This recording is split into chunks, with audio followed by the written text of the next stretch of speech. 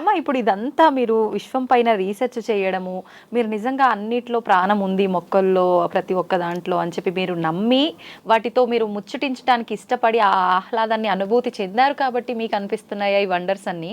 లేదు ప్రతి ఒక్కరికి ఆ ఫీలింగ్ ప్రతి కలుగుతుందంటారా? ఒక్కళ్ళకి చేయొచ్చు. అలా నాలాగా ఒక 10% ఈ పబ్లిక్లో కూడా చాలామంది ఉంటారు నాన్న.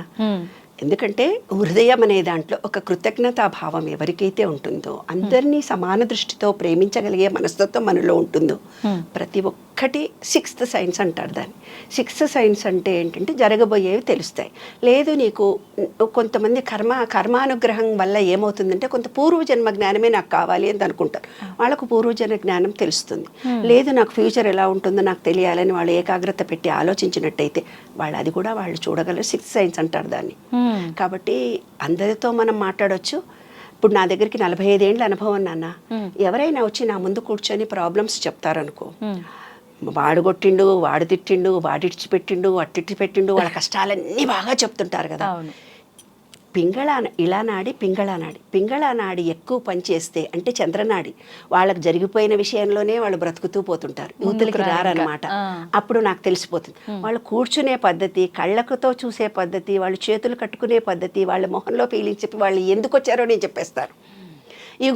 కొంతమంది వస్తారు, రేపొద్దున పిల్లల పెళ్ళిళ్ళు కావాలి, రేపొద్దున ఇల్లు కొనుక్కోవాలి, ఇప్పుడే పెళ్ళిళ్ళు అయిపోయినాయి, ఇన్నప్పులు జరిగిపోయినాయి, ఇంట్లో జరిగింది మేడం, రేపు మా భవిష్యత్తు ఎట్లా, నా భర్త పట్టించుకోడు, అత్తలు పట్టించుకోరు, వీళ్ళు ఈ రోజు అనుభవిస్తున్నారని చెప్తారు. అది ఇళానాడి, సూర్యనాడి ఎక్కువ పనిచేసిన వాళ్ళకు ఫ్యూచర్ మీదనే ఆలోచనలు ఉంటాయి. కాబట్టి గతాన్ని కానీ ఫ్యూచర్ని కానీ ఆలోచించకుండా ప్రజెంట్లో ఉండడమే ఎరక కలిగి ఉండడము, ఎరికతో పని చేయడము అంటారు నాన్న. అంటే మెడిటేషన్లో కూర్చొని ఇలా కూర్చొని మెడిటేషన్ చేస్తేనే కాదు, ప్రజెంట్లో మనం ఏ డాక్టర్ పని చేయాలి, ఆయా పని చేయాలి, వంట చేసేటప్పుడు వంటనే చేయాలి. అలా మనం ఏ పని మీద కాన్సన్ట్రేషన్ మనం చేస్తూ పోతే ప్రజెంట్లో ఉండాలనేదే మెడిటేషన్. ఎలా కుదురుతుందమ్మా ఇప్పుడు చెప్పినంత ఈజీగా అనిపించదా? 100% చేయొచ్చు. చేయాలనే సత్సంకల్పం నీలో కలిగితే చేయొచ్చు. ఇంకొక కేసులు నా దగ్గరకు వస్తాయి. ఇంకొక ఉదాహరణ కూడా మీరు ఏమంటారంటే, వాళ్ళ అత్తగారికి చేసినా, నా మొగుడు చేసినా, మొగుడు తరపు చుట్టాలకు చేసినా, వాళ్ళకి చేసినా, వీళ్ళకి చేసినా, ఇంకొకళ్ళకి చేసినా, అలసిపోయినా నాకు చేతనవుతుంది. భగవద్గీతలో నీకు అంటాడు చూడు, నేనే చేశాను అని ఏ వ్యక్తి తను స్వతహాగా చెప్తాడో అప్పుడు బాడీ నీకు అలసిపోతుంది. నీవిచ్చిన బాధ్యత నేను చేస్తున్నాను అనుకున్నప్పుడు నీ బాడీ అలసిపోదు. ఇక్కడ ఒక ఎనర్జీ పాయింట్ ఉంటుంది. దాన్ని ఏం చెప్పారు తెలిసిన, చిత్రగుప్తుడు అని చెప్పారు. చిత్రంగా గుప్తంగా రికార్డ్ చేసే ఒక చిన్న పాజిటివ్ ఎనర్జీ అది. ఇప్పుడు మీరు సెల్ ఫోన్ ఉంది నాన్న, సెల్ ఫోన్లో ఐఫై, నెట్, ఇంటర్నెట్, వాట్సప్, డెస్క్, ఏవేవో పేర్లు చెప్తున్నారు కదా. 1000 సంవత్సరాల క్రితం వాళ్ళకి సంస్కృతమే వచ్చు. దాంట్లో వాళ్ళ టెర్మినాలజీ ఆత్మ, పరమాత్మ, కర్మ, ఇవన్నీ ఆధ్యాత్మిక భావాలతో వెలుగు, జ్ఞానము, ఆత్మ, పరమాత్మ, చిత్రగుప్తుడు. అదే చెప్పాను కదా నేను. సూర్యుడిలో 7 గుర్రాలను చూపించారు. 7 గుర్రాలను చూపించడం దాని అర్థం ఏంటంటే విబ్జిఆర్లోని 7 రంగులు. మనం మూలాధారం, స్వాదిష్టం, మణిపూరకం, అనాహత, విశుద్ధి 7 రంగుల్లో ఉంటాయి. అవి క్లోజ్ అయిపోయినప్పుడు మనిషికి కష్టాలు వస్తాయి, రోగాలు వస్తాయి. అవి క్లోజ్ అయిపోతాయి. మన ఆలోచన విధానాన్ని బట్టి, కర్మ ఫలితం, మనం చేస్తున్న భావాలను బట్టి అవి క్లోజ్ అయిపోతాయి. అప్పుడే మనకు అన్ని రకాలైన ఎలర్జీలు, రోగాలు మనకు రావడం మొదలు. వాటిని ఎలా ప్యూరిఫై చేసుకోవాలంటే సూర్యకిరణాలు మనకు తగలాలి. విబ్జిఆర్లోని 7 రంగులు. తెలుపు నుండే ఉద్భవిస్తాయి 7 రంగుల హరివిల్లులు, తెలుపుకే ముప్పు తెస్తాయి తర్వాత ఈ వన్నెలు అని నేను చిన్నప్పుడు రాసా కవిత. ఎన్ని సంవత్సరాలు అప్పుడమ్మా? 18 కూడా ఉండవు నాన్న. అప్పటి నుంచే మొదలు పెట్టేశారు. అయితే అప్పుడు కాలంలో ఏంటంటే మాది మహబూబ్ నగర్. చిన్నజీయర్ స్వామి లాంటి వాళ్ళు వచ్చి ఏం చేస్తారంటే భగవద్గీత చెప్తారు. నాకు 8వ తరగతిలోనే భగవద్గీత మొత్తం వచ్చు. మొత్తం శ్లోకాలన్నీ చదివేసేదాన్ని. 8, 9లోనే భగవద్గీత మొత్తం వచ్చిన. అయితే ఆయన దగ్గరికి వచ్చి సమశ్రీణాలు చేస్తారు. సమశ్రీణాలు అంటే ఏదో విష్ణు ఇట్లు ఇస్తారు. ఇస్తే మేము వేరే వాళ్ళకి వంట చేసి పెట్టొచ్చు, మడి వాళ్ళకి. సమశ్రీణం అంటారు దాన్ని. ఇట్లా వాతలు పెడతారు. వాతలా? మరి ఏంటనుకున్నావు, మంచిగా శంకు చక్రము ఇట్లా వాతలు పెట్టి జాకెట్ ఇట్లా పెట్టుకుంటే వాతలు పెడతారు గురువులు. కాల్వడమే.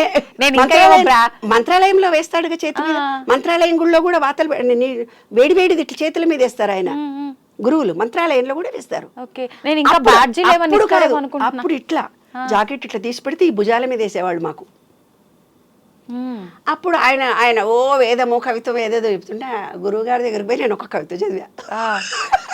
చాలా అల్లరి పిల్లలు. దివ్య చుట్టూ వలయంగా చీకటి అలాగే ఉంది, దివ్య చుట్టూ వలయంగా చీకటి అలాగే ఉంది, దానిలో వెలుగు నింప ఎవరికి సాధ్యం. కమల, నీ బిడ్డ మాత్రం అసామాన్యురాలు. ఈ సూర్యకిరణాల వెనక కూడా చీకటి ఉందట. ఈ విశ్వం మొత్తంలో కూడా తెలిసింది అని మనం అనుకుంటాం కానీ తెలియంతన మనలో ఎంతో ఉంటుంది. దీనికి జ్ఞానవంతురాలు అవుతుందని ఆయన ఆశీర్వదించాడు నన్ను. అలాగ చిన్నప్పటి నుంచి ఆధ్యాత్మికంగా అలా అనుభవాల ద్వారా వచ్చింది నాన్న. అది భగవత్ కృపగా భావిస్తాను. ఈ నాలెడ్జ్ని సమాజానికి పంచడానికి ఉపయోగించడానికి నిర్ణయించుకున్నాను. అందరు నాకు ఇప్పుడు ఫోన్లు చేస్తారు, ఈ ట్యూబ్ చూసినాం, ఆ ట్యూబ్ చూసామమ్మ, మాకు ఈ రోగం ఉంది, మేము మీ నాకు అపాయింట్మెంట్లు డాక్టర్లు ఇంకోటి లేదే బాబు, నాకేం పిఏలు లేరు, ఏం లేరు, ఫ్రీ సర్వీస్.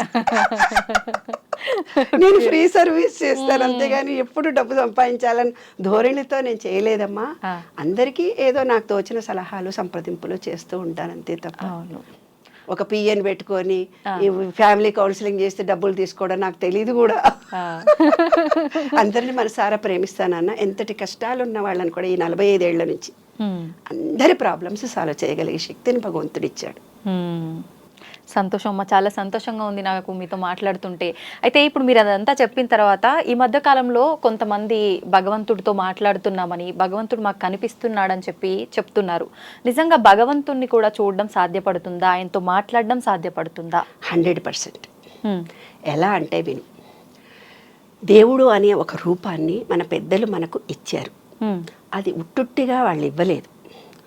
ట్రయాంగిల్ షేప్లో ఉండేవి, దీర్ఘచతురస్రాకారంలో శ్రీ లక్ష్మీనారాయణుడు ఉంటాడు ఏమ్మా. చతురస్రాకారంలో ట్రయాంగిల్ షేప్లో వినాయకుడు, సరస్వతి, లక్ష్మి ఉంటారు ఏమ్మా. అవి కూడా వాళ్ళు చాలా ఆలోచించి పెట్టినటువంటి అంశాలు అక్కడ. అంత ఈజీగా దేవుడి రూపాలను వాళ్ళు శివుడిలో అర్ధచంద్రాకారం, అమ్మవారిలో అర్ధచంద్రాకారం, మనను అర్ధనారీశ్వరుడు అంటారు కదా. కాబట్టి ఒక రూపం అనే దాన్ని భగవద్గీతలో ఒకటే మాట చెప్పాడు మీకు. ఏమని చెప్పాడంటే, నాకు కర్మలు అంటావు, మీరు నన్ను రాఘవేంద్ర అంటే రాఘవేంద్ర స్వామి రూపంలో కనిపిస్తాను, కృష్ణ అంటే కృష్ణుడి రూపంలో కనిపిస్తాను, రామ అంటే రామ అని. మీకు ఏ గురువు నచ్చితే, లేదు ఒక చెట్టును చూసి రావి చెట్టులోనే దేవుడు ఉన్నాడు అనుకుంటే చెట్టులో కూడా కనిపిస్తాను. ప్రహ్లాదుడిది కూడా అదే కదా, స్తంభంలో కూడా కనిపిస్తాడంటే స్తంభంలో కూడా కనిపిస్తాడు. ఇప్పుడు ఊర్లలో మనకు మహబూబ్ నగర్ ఆ ఏరియాలో పూనకం వస్తుంది తెలుసా. ఆ అమ్మవారు వచ్చి నాకు దేవుడు వచ్చిండు నా ఒంటి ఊహు, వాళ్ళ సబ్ కాన్షియస్ మైండ్లో అలా జరుగుతుంది, నాకు దేవుడు వస్తాడని ఊర్లలో అందరూ మాట్లాడుకుంటుంటారు. ఆ భావాలు వాళ్ళల్లో నిలిచిపోయి ఉంటాయి. నిలిచిపోయి ఉండి ఆ మంత్రము ఆ మ్యూజిక్ రాగానే ఆటోమేటిక్గా వాళ్ళు అలా యాక్ట్ చేస్తారు. వాళ్ళకి తెలియకుండా వాళ్ళ బాడీ అలా రియాక్ట్ అవుతుంది. వాస్తవం కాదు అది, అదొక హిప్నాటిజం లాంటిది. మన మనసు ఇప్పుడు ఈత కొట్టడము తర్వాత మనకు 3 మైండ్లు ఉన్నాయి, కాన్షియస్నెస్, సబ్ కాన్షియస్నెస్, సూపర్ కాన్షియస్నెస్తో మనం ఇవన్నీ పనులు చేస్తున్నాం. సబ్ కాన్షియస్ మైండ్ అంటూ ఒకటి ఉంది, అది ఈత చేయడము, డ్రైవింగ్ చేస్తూ మాట్లాడుకుంటూ పోతారు. అవునా, వాళ్ళకేం తెలియదు కానీ వాళ్ళ సబ్ కాన్షియస్ మైండ్ ఏది మంచి ఏది చెడు, ఎట్లా వస్తే ఎట్లానో తిరుగుతూ పోతుంది. అది సబ్ కాన్షియస్ మైండ్ అంటే నీకు ఇంకా ఈజీగా ఉదాహరణ చెప్తాను. రాత్రి మనమంతా పడుకొని ఉంటాం, పడుకోగానే ఆ రోజు జరిగిన విషయాలన్నీ చిన్న స్క్రీన్ లాగా టీవీ కళ్ళు మూసుకొని పడుకుంటాం. కానీ స్క్రీన్ మీద అవన్నీ ఆ రోజు వాళ్ళు మనం తిట్టారు, వీళ్ళు మనం చేశారు, ఆ ఉద్యోగానికి వెళ్ళొచ్చాం, వాళ్ళు ఈ మాట అన్నారు, మనం ఈ మాట అన్నాము, అన్నీ తిరుగుతూ పోతుంది. దానికి సబ్ కాన్షియస్ మైండ్ అంటారనమాట. ఆ సబ్ కాన్షియస్ మైండ్ అనేది ఏం చేస్తుందంటే ఫీలింగ్ ఇస్తే కనుక, ఇప్పుడు అట్రాక్షన్ ఆఫ్ లా అని చెప్తున్నారు కదా, ఆ సబ్ కాన్షియస్ మైండ్ను మోల్డ్ చేసుకుంటే నువ్వు ఏది కావాలంటే అది జరుగుతుంది. ఇప్పుడు దేవుడు కనిపించాడు అని అనుకుంటారు కదా కొంతమంది, కృష్ణుడి రూపంలో కూర్చుంటారు, బాబా కనిపించాడు నాకు అంటారు. ఎగ్జాక్ట్లీగా బాబాను తలుచుకుంటూ వాళ్ళ సబ్ కాన్షియస్ మైండ్లో బాబా వచ్చినట్టుగా ఫీల్ అవుతుంటారు. ఒక రూపం వాళ్ళ కళ్ళెదురుగా వచ్చినట్టుగా వాళ్ళకు కనిపిస్తుంది, లేదంటే ఒక వ్యక్తే వాళ్ళ కళ్ళెదురుగా వస్తాడు. ఇది 100% జరుగుతుంది.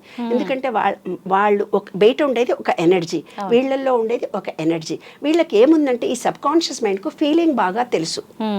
ఇప్పుడు వెంకటేశ్వర స్వామితో మాట్లాడానని ఎవరో టీవీలలో చాలా మాట్లాడుతుంటారు, నేను వెంకటేశ్వర స్వామితో ఎగ్జాక్ట్లీ మాట్లాడతారు వాళ్ళు. ఎందుకంటే వాళ్ళ సబ్ కాన్షియస్ మైండ్ ఆయననే దేవుడు అనుకున్నారు, ఆయననే సర్వస్వం అనుకున్నారు.